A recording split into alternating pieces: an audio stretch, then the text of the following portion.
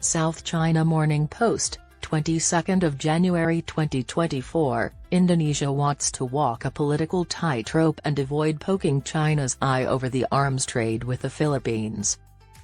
China's neighbors do not like her, and to maintain friendships, she must pay them.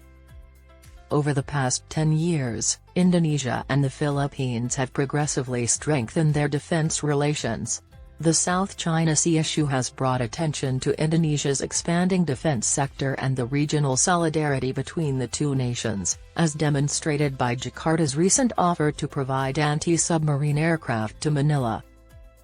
Analysts have also highlighted Indonesia's desire to purchase Chinese naval missiles under political influence. Some have said that this is a political movement to reassure Beijing that it is not a danger and to prevent poking China in the eye.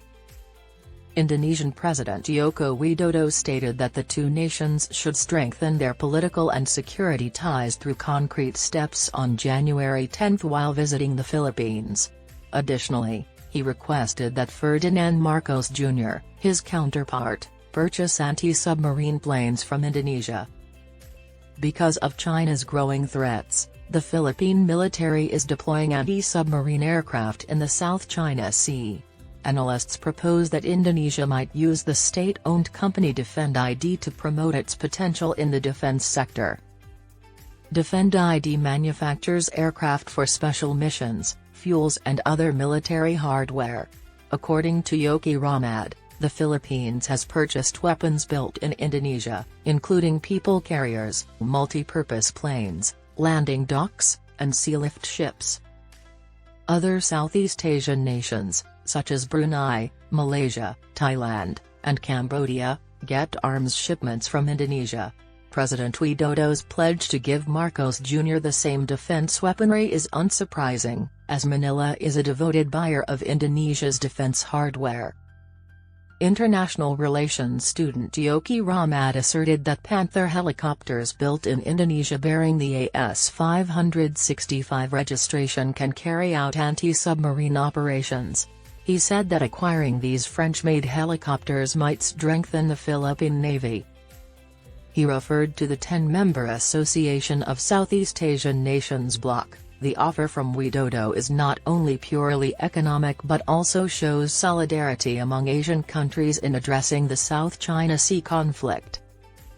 In the South China Sea, China and the Philippines have clashed, with both sides accusing the other of inciting hostilities. The Chief of Staff of the Philippine Armed Forces was reportedly on board when a Chinese Coast Guard ship crashed with it. In response to Beijing's claims in the South China Sea, Indonesia and the U.S., it released a joint declaration last year. China's encroachment into the waters surrounding Indonesia's Natuna Islands also has its military on edge.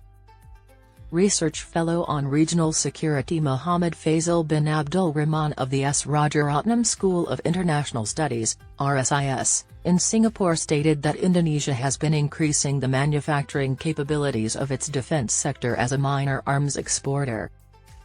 Given the growing geostrategic competition, this is primarily to boost its military modernization, according to Muhammad Faisal. He also mentioned that Indonesia, a regional middle power, wished to indirectly support the Philippines. He declared, Manila is now the front-running Asian state aggressively opposing China's vast maritime claims. He continued that more intra-ASEAN military help against conventional security concerns is, however, concealed but unlikely. He declared, Manila is now the front-running Asian state aggressively opposing China's vast maritime claims.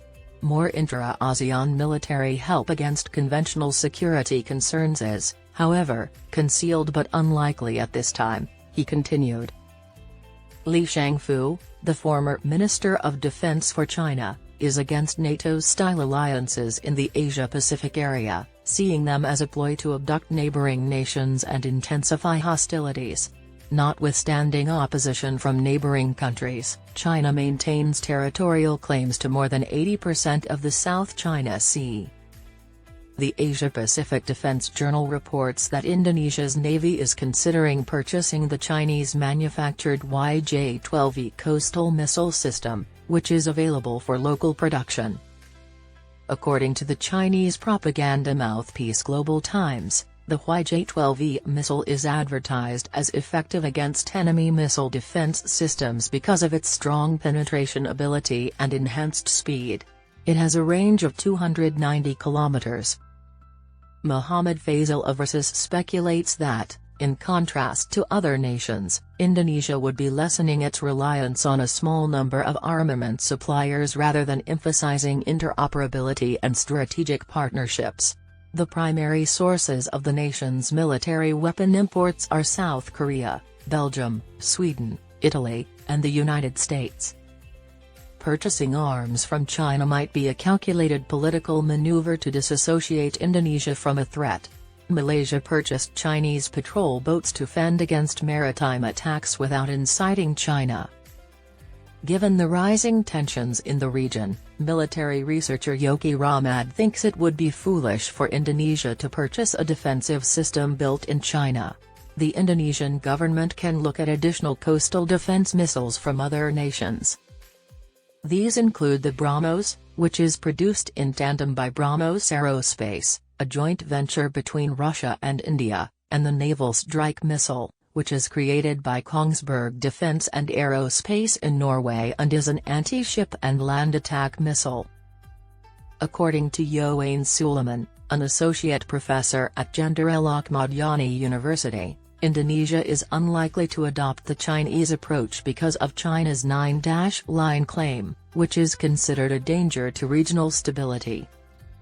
Although China recognizes Indonesia's sovereignty over the Natuna Islands, disputes arise because the 9-line crosses into Indonesia's economic zone.